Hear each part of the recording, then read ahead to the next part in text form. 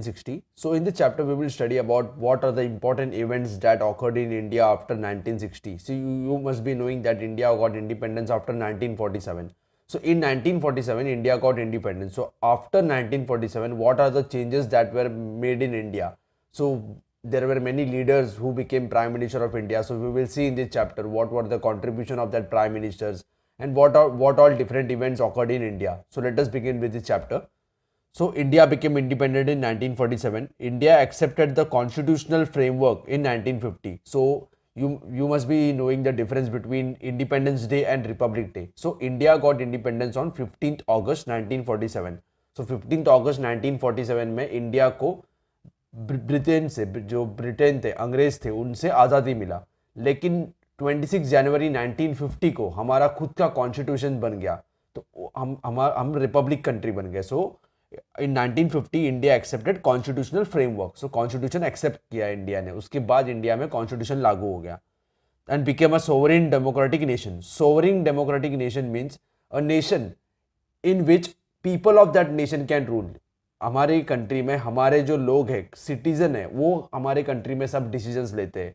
बाहर का कोई कंट्री हमारे डिसीजन को इन्फ्लुएंस नहीं कर सकता है.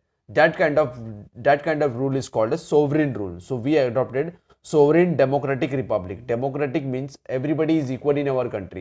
So by democracy means everybody is equal and people are having the right to choose their leaders. हमारे कंट्री में जो लीडर्स को हम वोटिंग करके भेजते हैं, हम वोटिंग करके चुनते हैं.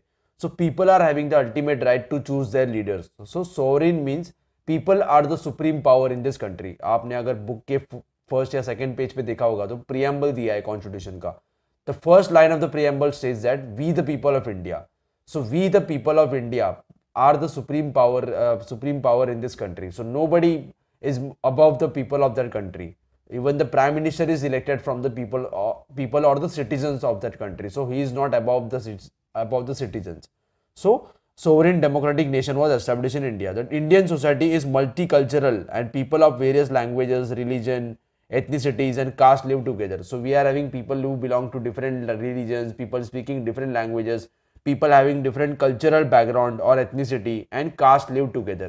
So all of them are living together. So we are calling Indian society as multicultural society.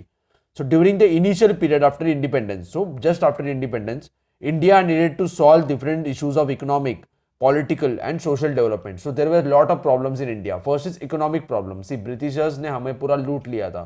पूरा हमारा जो भी हमारे पास जो वेल्थ था पूरा ड्रेन कर दिया था, पूरा लूट लिया था.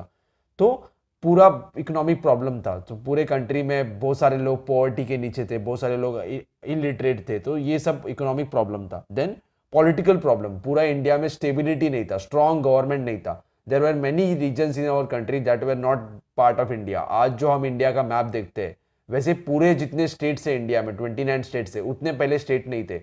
बहुत सारे स्टेट थे जैसे कश्मीर, हैदराबाद एक स्टेट था अलग, जूनागढ़, ऐसे बहुत सारे प्रिंसली स्टेट थे या स्टेट्स थे जिनको इंडिया के साथ नहीं आना था, जिनको अलग कंट्री बनाना था. तो all this problems were there. So after lots of effort Indian country came to an existence. The establishment of planning commission and emphasis on industrialization was the means to achieve economic development. So planning commission was established. Main intention of planning commission was to plan the development of the country. Country का development planning करना, ये planning commission को काम दिया था. So planning commission 5 years के लिए plan बनाता था कि सपोज 1947 से 5 years 1952 तक क्या कंट्री में होना चाहिए, तो ये प्लान बनाते थे. So that were 5 year plans. So 5 year plans were made by planning commission. So industrialization was means to achieve economic development. So planning commission ने डिसाइड किया कि कंट्री को इंडस्ट्रियलाइजेशन कराना है, कंट्री में इंडस्ट्रीज आना चाहिए. इंडस्ट्रीज अगर आएंगे तो लोगों को जॉब मिलेंगे और हमारे कंट्री में डेवलपमेंट होगा. It successful conduct of elections and faith in democratic traditions. So people in India were illiterate during the independence time. So after illiteracy also we have successfully conducted election. अगर हमारे आपने कभी political parties के जो banner देखा होगा, उस पर बहुत सारे सिंबल्स होते हैं पॉलिटिकल पार्टी के, जैसे बीजेपी का जो लोटस है या कांग्रेस का जो हाथ है, ये बहुत सारे सिंबल्स है. ये सिंबल्स क्यों यूज किए थे? क्योंकि हमारे लोग इलिटरेट थे, लोगों को कैंडिडेट्स के नाम पढ़ने नहीं आते थे, सिंबल देख के वोटिंग करते थे. So this was one more significant changes that were made in India, and because of this many people voted for political leaders. बहुत सारे लोगों ने वोटिंग किया. So this was successful democratic experiment that was carried out in India after 1947. So at the same time, several social reforms, including policies and programs for weaker section society, was sought to be implemented. So weaker section जो थे, जो minorities है या जो lower caste के लोग हैं, उनके लिए हमने बहुत सारे सोशल रिफॉर्म्स किया, उनको रिजर्वेशन दिया या उनको जॉब्स में रिजर्वेशन दिया, एजुकेशन में रिजर्वेशन दिया. Because of all this efforts this people have developed. Let us see what happened in 1960. So in 1960, decade of 1960, several events occurred which are huge impact on the political situations of India. So the region of Goa, Diu, Daman are freed from Portuguese rule. So ये जो Goa state है आज India का, ये पहले India में नहीं था. 1960 तक ये पोर्चुगीज के कंट्रोल में था. पोर्चुगल जो कंट्री है उनके कंट्रोल में था. सो गोवा, दमन, Diu, these are Daman and Diu, these are between Gujarat and Maharashtra. Goa is in south of Maharashtra. So all these regions were under the control of Portuguese. So Portuguese were not releasing that places. So Portuguese हमें ये जगह नहीं दे रहे थे, तो हमने बहुत सारा प्रेशराइज करके उनको ये जगह हमारे कंट्री में शामिल कर लिया. So become part of Indian Federation. Federation means Indian country, Indian nation. The tensions between India and China on the northern borders which had been rising since 1950. See 1950 में चाइना का अगर आप मैप देखो तो चाइना में एक तिब्बत करके जगह था. तिब्बत जो रीजन था, तिब्बत रीजन को चाइना ने अपने कंट्रोल में ले लिया, कब्जे में ले लिया. उसके बाद इंडिया और चाइना का बॉर्डर एक साथ आ गया. एक इंडिया और चाइना का बॉर्डर पास में आ गया. Before Tibet was there, so India and China were not sharing direct boundary. After 1950, after Tibet was controlled by China, so India and China's border came closer. There were a lot of tensions between India and China. So ultimately it led to the war. 1962 में India और China के बीच में war हुआ. So culminating to a war in 1962 between two countries. This war fought in the regions of McMahon line. So India और China का जो division करता है, जो लाइन है, बॉर्डर लाइन है, that line is called as McMahon line. After independence, after India became independent, Prime Minister Pandit Jawaharlal Nehru was the first Prime Minister of India. He is Pandit Jawaharlal Nehru, or we are calling him as Chacha Nehru also. He was the architect of India's foreign policy. See, foreign policy क्या होता है कि हमारे country का दूसरे country से कैसे relation होना चाहिए, दूसरे कंट्री के साथ कैसे रिलेशन होना चाहिए, ये होता है foreign policy. So he was architect of our foreign policy. जो इंडिया का फॉरेन पॉलिसी था कि उस टाइम पे वर्ल्ड में दो सुपर पावर्स थे. रशिया एक सुपर पावर था और दूसरा एक था अमेरिका. लेकिन इंडिया ने सभी के साथ अच्छे रिलेशंस बनाए थे. बहुत सारे कंट्रीज रशिया के साथ चले गए थे, बहुत सारे कंट्रीज अमेरिका के साथ चले गए थे, लेकिन इंडिया ने किसी के साथ भी क्लोजली रिलेशंस नहीं बनाए. इंडिया का सभी के साथ रिलेशंस था. So all the countries were helping India. So these were the foreign policies. Pandit Jawaharlal Nehru is called as architect of our foreign policy. His contribution to the social and economic development of India is significant. So he has made large amount of contribution to the economic development of India. जो आज जो बड़े बड़े dams है या फिर जो बड़े बड़े कंपनीज है, जैसे BARC जो मुंबई में है, या बड़े बड़े डैम्स है, IITs है, IIMs है, ये सब पंडित जवाहरलाल नेहरू उनकी वजह से स्टार्ट हुआ है. So he has lot of contribution to the development of India. So Pandit Jawaharlal Nehru passed away in 1964. So 1964 में पंडित जवाहरलाल नेहरू का डेथ हो गया. So after 1962 war, चाइना का जो वॉर हुआ, चाइना के वॉर में हम बोल सकते हैं कि इंडिया को डिफीट हुआ. India got defeated. So because of that defeat, Pandit Nehru was very upset and ultimately he died in 1964. So after Pandit Jawaharlal Nehru, second Prime Minister of India was Lal Bahadur Shastri. So Lal Bahadur Shastri succeeded him and became the next Prime Minister of India. During his tenure, India and Pakistan went to war or on Kashmir issue in 1965. So in 1965, India and Pakistan fought a war. So in that war, India won. The Soviet Union tried to mediate between the two countries. Soviet Union means current day Russia. आज का जो Russia है, पहले बहुत बड़ा country था, उसको Soviet union बोलते थे. So Soviet Union led to the mediate between two countries. So Soviet union ने दोनों कंट्री में दोस्ती कराया. So एक ताशकेंत करके जगह है. There is a country called as Uzbekistan. In Uzbekistan, we are having a place called Tashkent. So in Tashkent, there was an agreement that was done between India and Pakistan. So agreement होने के दूसरे दिन ही लाल बहादुर शास्त्री उनका death हो गया. So there are chances that he was killed by many countries. He was killed by different leaders in the world, but that proofs are not yet available. So Lal Bahadur Shastri was second prime minister of India. He gave important slogans like Jai Jawan, Jai Kisan. See, during that time we were facing lot of problems. Food का problem था, country में ज़्यादा food grains grow नहीं होते थे. So he made lot of contribution to the development of food grains, to the growth of food grains. So he gave a slogan called Jai Jawan, Jai Kisan, and Jai Jawan is for the soldiers or the defense people in India who were fighting for our country. So Jai Jawan, Jai Kisan slogan was given by Lal Bahadur Shastri. So the importance of Indian soldiers and Indian farmers. So he was giving highlighted the importance of Indian soldiers and Indian farmers. Lal Bahadur Shastri breathed his last in Tashkent in 1966. So after Lal Bahadur Shastri, daughter of Pandit Jawaharlal Nehru की जो daughter थे, she was Indira Gandhi. So Indira Gandhi became third prime minister of India. Indira Gandhi became the third prime minister of India in 1966. She was the first woman prime minister of India. So during her tenure, Indira Gandhi's oppressive policies in Pakistan's oppressive policies in East Pakistan resulted in the big movement there. So East Pakistan, जो आज का जो Bangladesh country है, that was also part of Pakistan.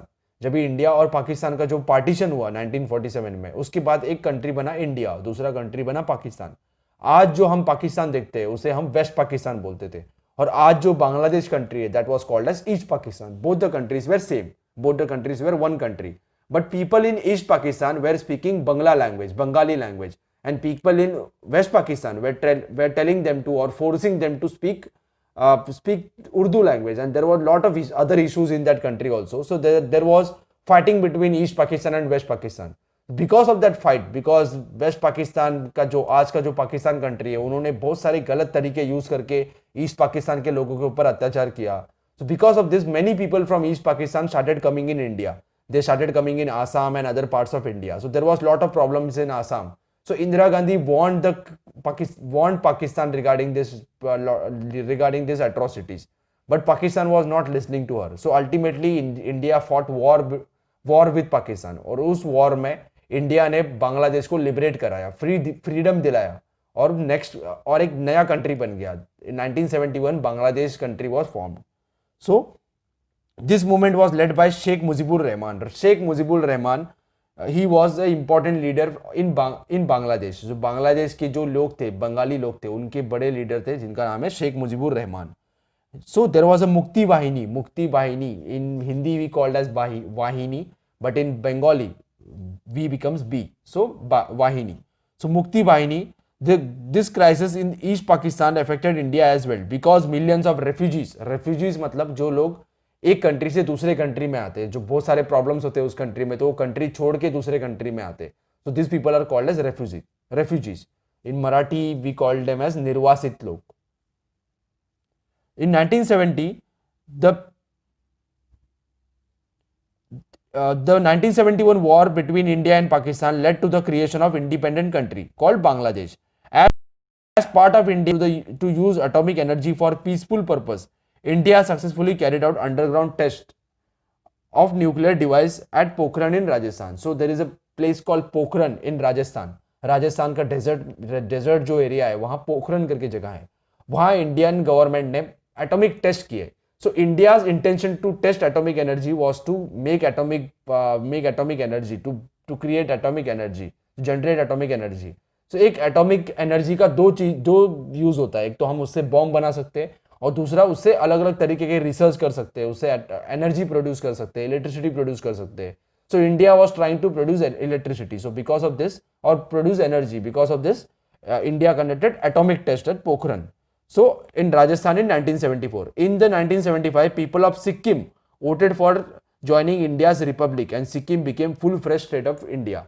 So 1975 के पहले सिक्किम एक अलग country था, वहां राजा का रूल था. तो 1975 में सिक्किम के जो लोग थे, या सिक्किम का राजा था, उसने इंडिया के साथ दोस्ती कर दिया और इंडिया में शामिल हो गया. So now after 1975, Sikkim became the full-fledged state of Indian Federation, और Indian country. Federation means group of states. जब भी ग्रुप ऑफ स्टेट्स मिलके एक कंट्री बनाता है, या जब भी बहुत सारे स्टेट्स एक कंट्री में होते हैं, तो उसे फेडरेशन बोलते हैं. So Sikkim became part of India's federation in 1975. During that decade, the political situation in India grew unstable. So the Allahabad High Court gave the verdict in 1974 that Indira Gandhi, the Prime Minister of India, has misused the government machinery during her election campaign. So 1974 में जो लोकसभा का election हुआ था, उस election में इंदिरा गांधी के ऊपर बहुत सारे आरोप हुए थे कि उन्होंने गवर्नमेंट मशीनरी यूज किया, गवर्नमेंट व्हीकल्स, गवर्नमेंट के जो ऑफिसर्स थे उनको अपने इलेक्शन के काम के लिए यूज किया.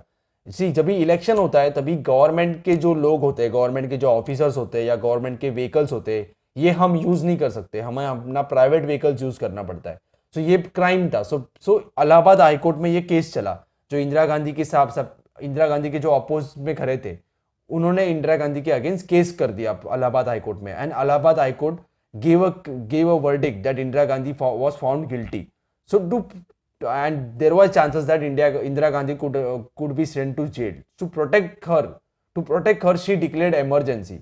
So और बहुत सारे अलग रीजंस थे जिनकी वजह से इंदिरा गांधी ने इमरजेंसी डिक्लेयर कर दिया.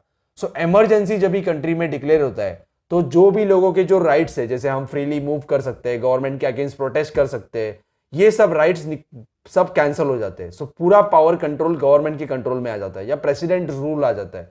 प्रेसिडेंट रूल आता है लेकिन वहां गवर्नमेंट पूरा कंट्रोल करता है. सो लोगों को जो भी राइट्स मिलते हैं, that rights are cancelled. So in 1974 after 1974 India had emergencies. So the prime minister was accused of misuse of government machinery during her election campaign. It led to nationwide strikes and protests. So people were protesting against her. During this period, the situation became more complicated due to the movement by Jai Prakash Narayan. So there was a socialist leader called as Jai Prakash Narayan. So Jai Prakash Narayan was opposing Indira Gandhi. So Indira Gandhi ने जो भी restrictions लगा दिए लोगों के ऊपर, ये restrictions के अगेंस्ट जय प्रकाश नारायण ने, या फिर उनको हम जेपी भी बोलते हैं, उन्होंने बहुत सारे आंदोलन किए, गवर्नमेंट के अगेंस्ट फाइट किया. Because of this the situation of law and order in the country worsened. So many opposition leaders, जो कांग्रेस के जो अपोजिट लीडर्स थे, सबको अरेस्ट कर दिया था गवर्नमेंट ने. So national emergency was declared on the basis of constitutional provisions relating to emergency. So ऐसे अगर सिचुएशन हुआ कि कंट्री में लॉ एंड ऑर्डर का प्रॉब्लम हुआ, कंट्री में सब आंदोलन सब हो रहा है या गवर्नमेंट चल नहीं पा रहा है, so there are provisions in the constitution में ऐसे प्रोविजन है कि हम इमरजेंसी डिक्लेयर कर सकते हैं. So emergency was declared. 2 years तक इंडिया में इमरजेंसी था, प्रेसिडेंट का रूल था. So during this turbulent period the fundamental rights of Indian citizens were suspended. जो हमारे फंडामेंटल राइट्स है कि हम कहीं भी मूव कर सकते हैं इंडिया में, हम गवर्नमेंट के अगेंस्ट बात कर सकते हैं, गवर्नमेंट का पॉलिसी अगर हमें पसंद नहीं आए तो गवर्नमेंट के अगेंस्ट आवाज उठा सकते हैं. All this were cancelled, all this were suspended. Due to the emergency Indian administration became disciplined. इसका फायदा क्या हुआ कि अगर गवर्नमेंट के हाथ में पूरा कंट्रोल है तो गवर्नमेंट का एडमिनिस्ट्रेशन भी डिसिप्लिन हो गया, लोग सही टाइम पे ऑफिस में आने लगे, ट्रेन भी सही टाइम पे चलने लगी. So but the human rights पर रेस्ट्रिक्टेड. तो ह्यूमन राइट्स है, ये राइट्स एंजॉय करने के लिए नहीं मिलता था लोगों को. सो ह्यूमन राइट्स पर restricted. The period of national emergency lasted from 1975 to 1977 and after that general elections were conducted. So after 1977 general elections हो गया. जनरल इलेक्शंस मींस लोकसभा का जो इलेक्शन होता है, पूरे कंट्री में जो इलेक्शन होता है उसके लिए हम उसे बोलते हैं general elections. So during that elections on the backdrop of emergency, many opposition parties came together and formed a party called as Janata Party. See, ruling party होता है मतलब जो आज रूल कर रहा है. So if you take current situation, then BJP can be called as ruling party. And उसके जो opposition parties है, CPI या फिर जो तृणमूल कांग्रेस है या कांग्रेस पार्टी है, NCP है, ये सब है opposition party. So 1977 में सभी opposition parties एक साथ आ गए और उन्होंने एक पार्टी बनाया जिसका नाम है जनता party. So, Janata Party, the Congress party led by Indira Gandhi, was roundly defeated by this newly formed Janata Party. So, जब इलेक्शन हुआ तो कांग्रेस का डिफीट हो गया. Congress was defeated. So after that, Morarji Desai became the prime minister. So Janata party से Morarji Desai India के 4th prime minister बने. He was the first non-Congress prime minister. मतलब कांग्रेस से नहीं थे लेकिन प्राइम मिनिस्टर बने. So but under this leadership, the Janata Party government could not last longer due to internal differences. लेकिन देखो ये सभी पार्टीज ने मिलके एक गवर्नमेंट बनाया था, सभी पार्टीज ने एक साथ आके गवर्नमेंट बनाया था, तो इनके बीच में झगड़े भी होते थे.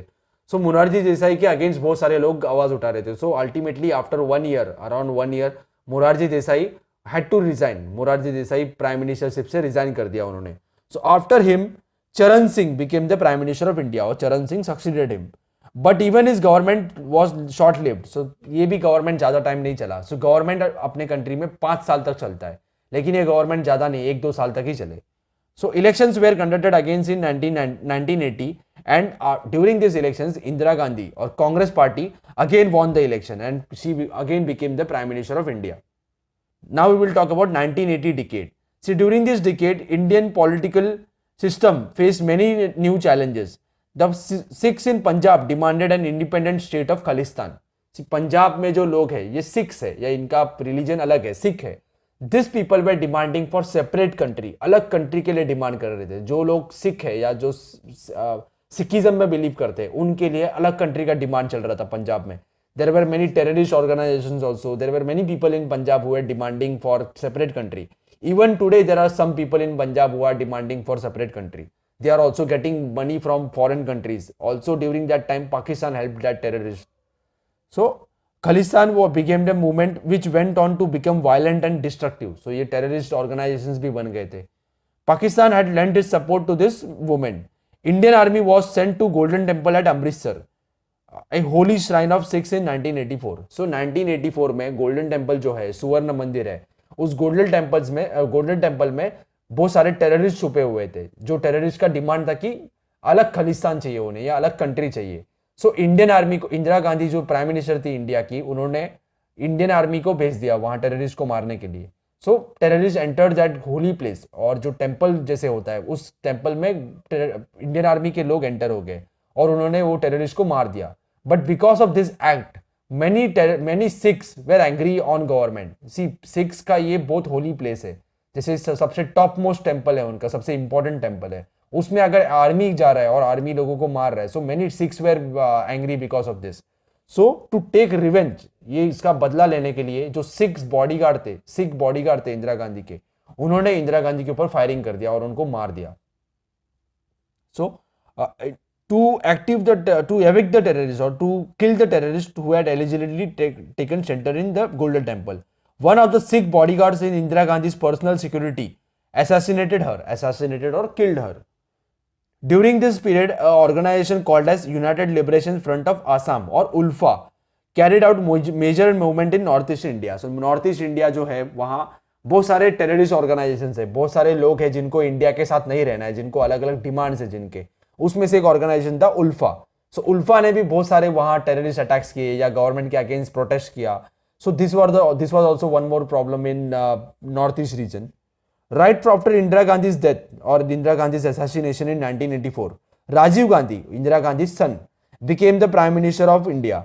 So he tried to make several reforms in field of science and economy that had science and technology. So he made lot of efforts. So India ने सबसे पहला जो सुपर कंप्यूटर बनाया, सुपर कंप्यूटर का नाम है परम 8000.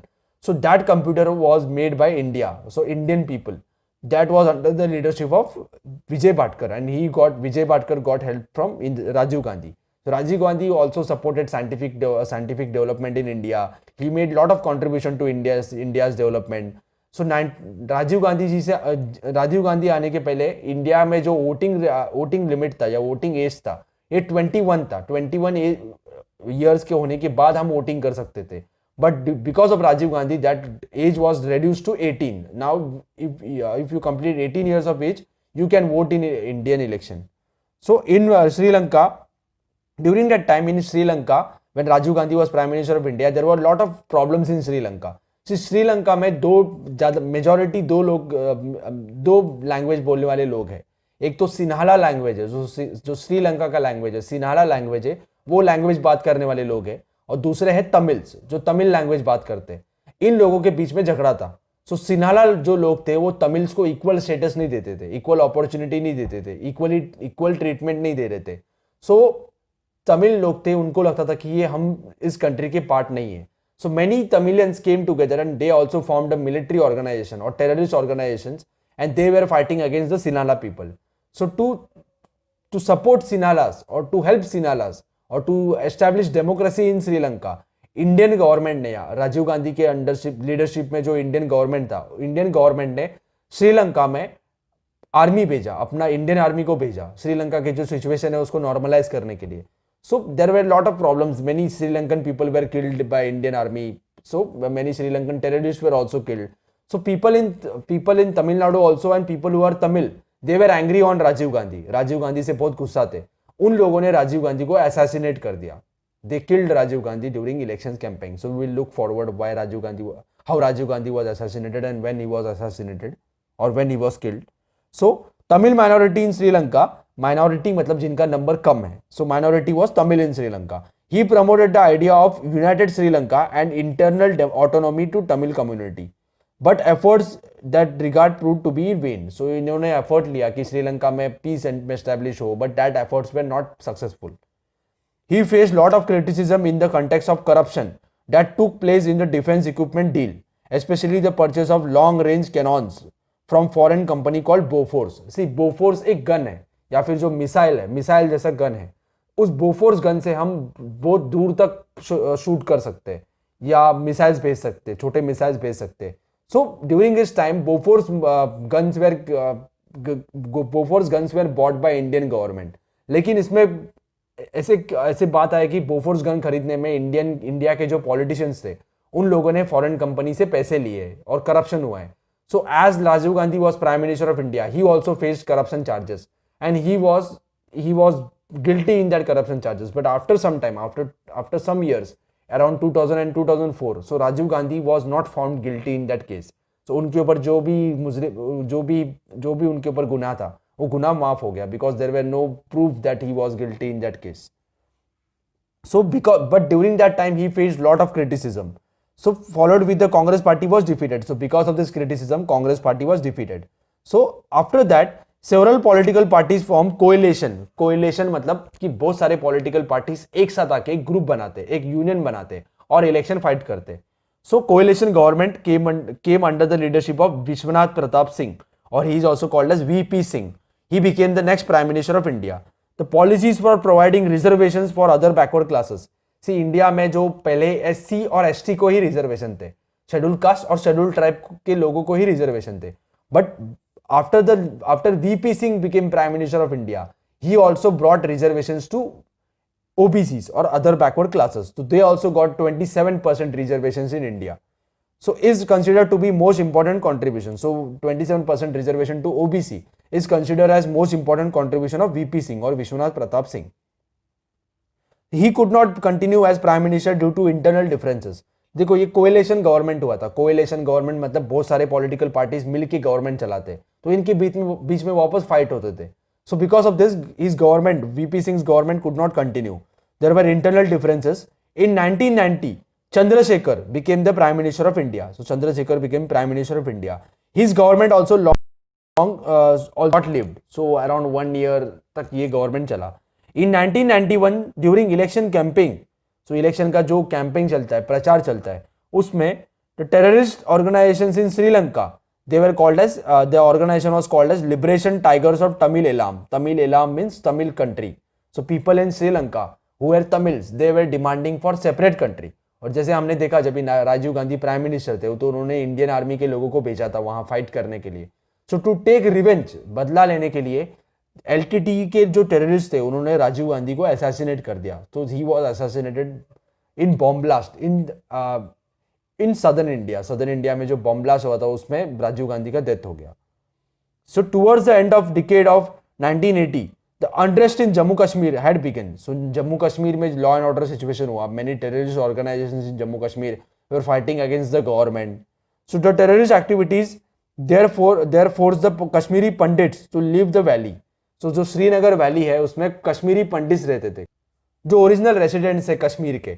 सो इन लोगों को वहां के जो टेररिस्ट थे उन्होंने जबरदस्ती कश्मीर से भगा दिया, कश्मीर से निकाल दिया. Lakhs of Kashmiri Pandits were thrown out of Kashmir. So they are now living in other parts of India. Till now they have not reached their ancestral places, ancestral houses. उनके घर थे वो illegally कब्जे कर दिए, उनको बहुत सारे लोगों को मार दिया और वहां से भगा दिया. So lakhs of Kashmiri, the problem grew serious day by day. And today it has taken form of terrorism. So now Kashmir problem is a terrorist problem. So many terrorist organizations are operating in Kashmir, and they are telling the people of Kashmir that they are not part of India. They have to fight against the people. They are also training some youth in Kashmir. They are also telling people that Indian government is not working for